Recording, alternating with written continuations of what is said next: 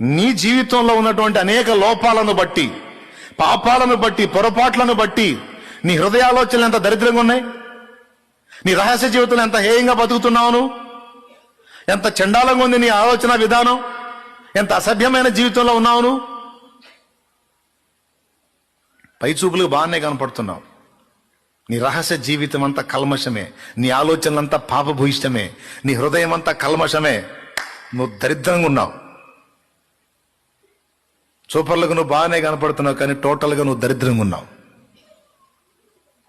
నువ్వు అనుకుంటున్నావా దేవుడు నిన్ను అంగీకరిస్తాడని? నువ్వు అనుకుంటున్నావా దేవుడు నిన్ను ప్రేమిస్తాడని?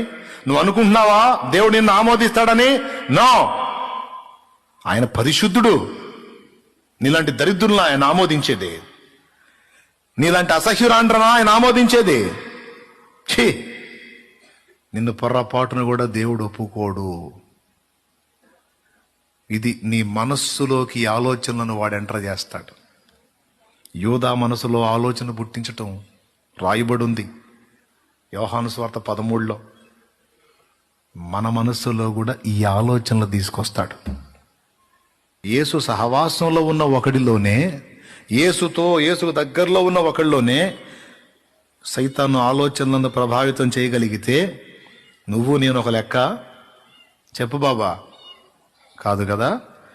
పరిశుద్ధ బిడ్డలారా, దేవుని పిల్లలారా, మనందరి ఆలోచనలను వాడు అంతే ప్రభావితం చేస్తాడు. మన ఆలోచనలను అలాగా డిస్టర్బ్ చేయడానికి కొన్నిసార్లు మనల్ని ఘోరమైనటువంటి పరిస్థితుల్లో కూడా తీసుకెళ్తాడు వాడు.